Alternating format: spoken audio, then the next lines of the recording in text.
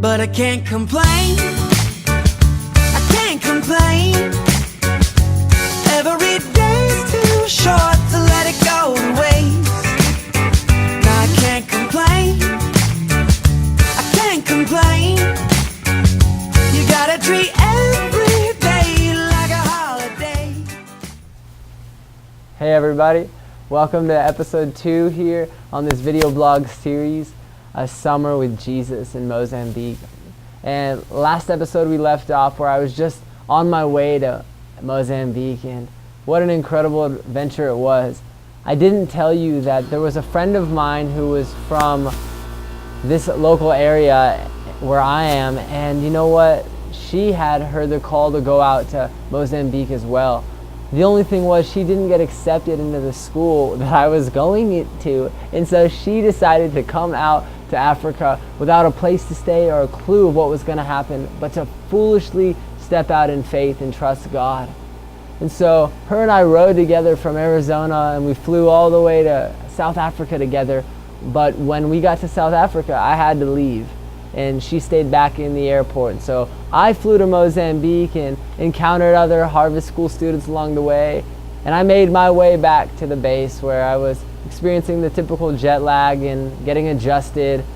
But at the same time, I'm just so excited. The fire is in my heart, and I'm ready just to pour my heart out to seek God in this place, and I'm ready to see what God wants to reveal to me about himself, and just really loving to fall more in love. But in the back of my heart, I'm thinking, oh man, what's happening with my friend? And so I went to sleep that first night, not quite knowing where she was or what was going to happen. But sure enough, I woke up the next day and I was contacted that basically she had made it to Mozambique. She got in a taxi on her own. She just got a ride to the missions base. She decided to try and talk to the staff, and they told her ever so kindly and lovingly, no, you can't stay here at all. You have to go now. We told you not to come. And so she was like, wow, okay, I feel like really rejected and out of place, and I don't know what to do because I felt like God was calling me here. But through that sovereign will of God, she came to Mozambique, where she actually gained a connection with the woman who was the daughter of the base director in South Africa, Johannesburg Iris base, where they take care of orphan children as well. And so the door opened for her to go to South Africa, and she went there and she lived, and God did amazing things through her time in South Africa.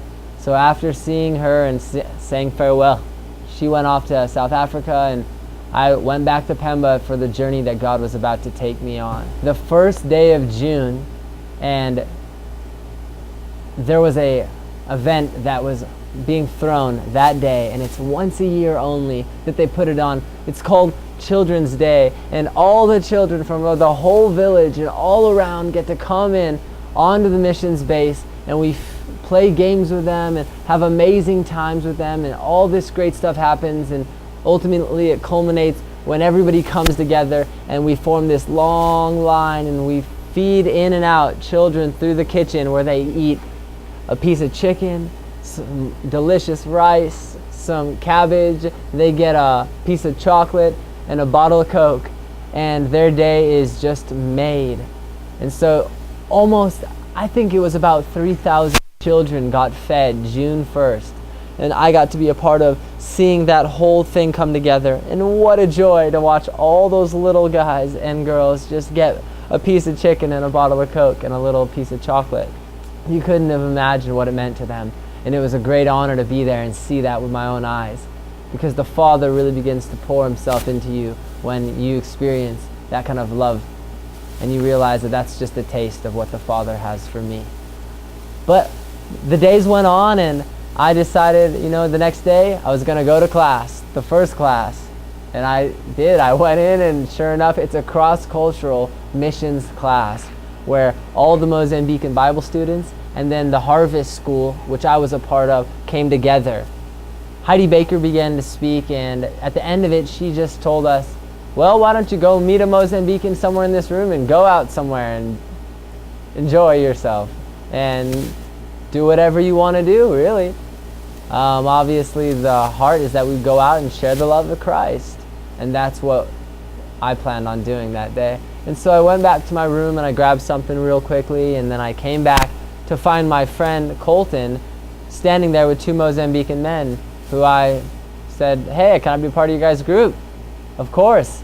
And sure enough, at that moment, I met my two closest friends there, Bishay and Netu, who were Mozambicans that spoke not only Portuguese but also English. And one of the brothers, Bishay, also spoke Makua, which was the local tribal dialect, and Makondi, which was the other local tribal dialect.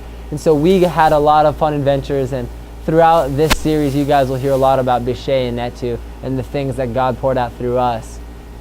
But aside from that first day where I met them, I began to go through this first week where Roland and Heidi Baker were speaking and other great people were pouring out their hearts.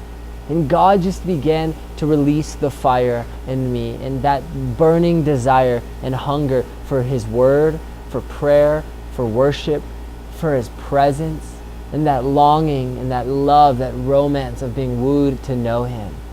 God really began just to stir me up about being in His presence and always coming closer every day. But the thing was, it didn't stop there. He also started revealing a relational side of Himself that I'd never really seen through. And it was the lens of waking up every day and actually considering, wow, Lord, thank you for this day. And I really just want to bless your heart today. What would it take for me to do through you that could just bring the most joy to you as possible? I'm surrendered, and I want to make your day, so to speak, because I love you. And that's what people do that love each other. They bless one another, and they're selfless, and they care about the other more than themselves. And so God began to release not only a hunger for more of Him, but also an insight that I hope you guys can pick up on, that we can know God so intimately, that we can discern what pleases Him, and we can walk in those things every day. And we can make Him glad that He made us, and His heart full of joy that His children are seeing Him for who He is, and they are manifesting who they were created to be. And so God was releasing all sorts of revelation. There was an awesome day, the first day I met Bishay and Netu, where we went out and we encountered in this home close by a man who was possessed by a demon. And we discovered that because as soon as we started praying for him, he began to manifest right in front of us. And you know, you might call the ambulance if I start enacting it, so I'm just going to tell you that it was obvious that he was manifesting a demon, and it was hard to see because we wanted this man to be free. Let's just say that we're going to pick up into that story in future episodes as well, because that day he didn't get free, but you're going to love to hear what God poured out not only in that household, but in the household right next to it and in that local area. And so we'll pick up on those in a future day. I want to share one last story with you right now on this second episode, and just say that my friends Bishay, Netu, and I, and a couple other young women went out one day into the village, and we actually encountered a household where there was 4 individuals, 3 women and 1 young man. We came and introduced ourselves and went as low and as slow as we knew how to at that time, and just cared for them. When the time was right, we asked them if we could share good news. And they opened up their heart and said, absolutely. And so through the translator, I spoke, and Bishay translated to them the good news of Christ. And the 3 women decided to give their lives to the Lord at that moment. Now the young man that was there, he was a Muslim, and he decided that he was not going to give his life to Jesus, and he walked away on the spot. We started talking to those young women more and more, and they were young mothers, and telling them about the love of God for them, and they were so excited to receive Christ. And as we were sharing this with them, another young man walked into the house.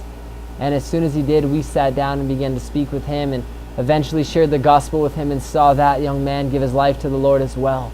So 4 people in that household in one day gave their lives to the Lord and experienced the new life and that forgiveness that Christ offers, that restoration, that hope, that joy that can't be quenched is offered, and it was being experienced by them that day.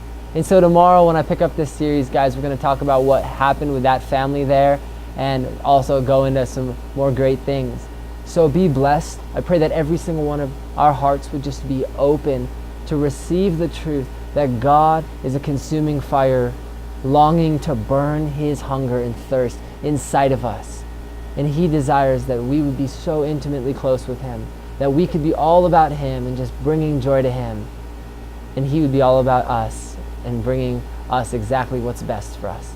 So let's press in for a more intimate, closer, purer relationship with Jesus by just leaning on His grace, recognizing and receiving His love for us. And let's just press in together. So everyone that watches this, thank you for your time, and I'll see you guys tomorrow. But I can't complain, I can't complain. Every day's too short